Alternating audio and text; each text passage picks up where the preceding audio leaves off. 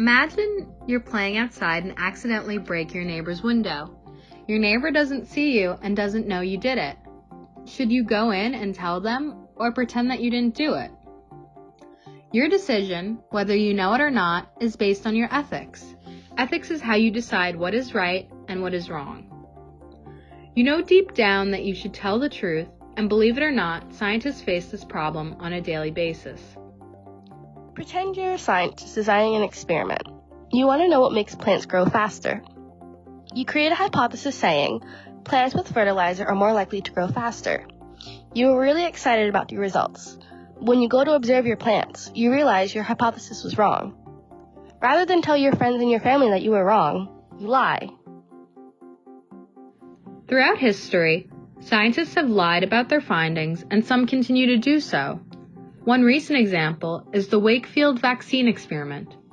A scientist claimed that the measles, mumps, and rubella vaccine caused autism, but it turned out that he created the study to support parents who were suing vaccine manufacturers.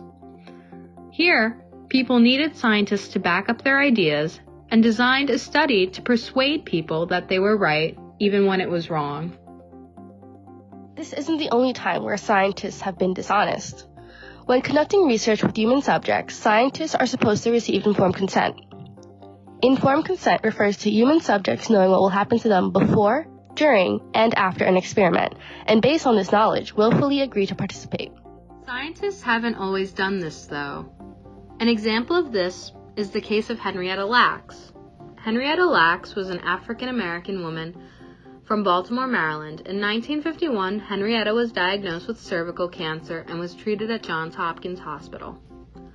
While being treated, scientists took cell samples from Henrietta without telling her or her family. Henrietta's cells were really special because they constantly kept growing without dying.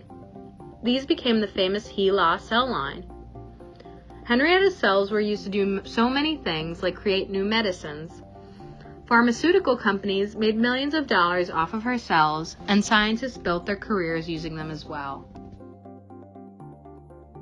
Different sciences define an ethical code for their specific fields.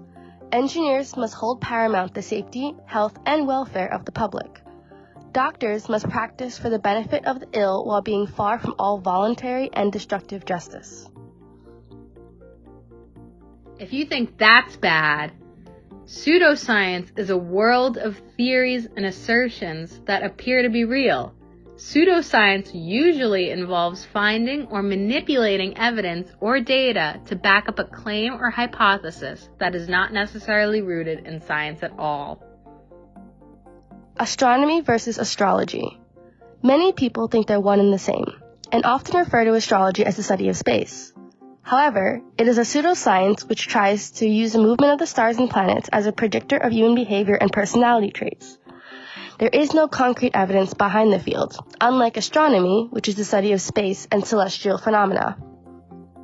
Future generations need to take up the duty of establishing ethical and moral guidelines for science, in addition to drawing the line where real science stops and pseudoscience begins.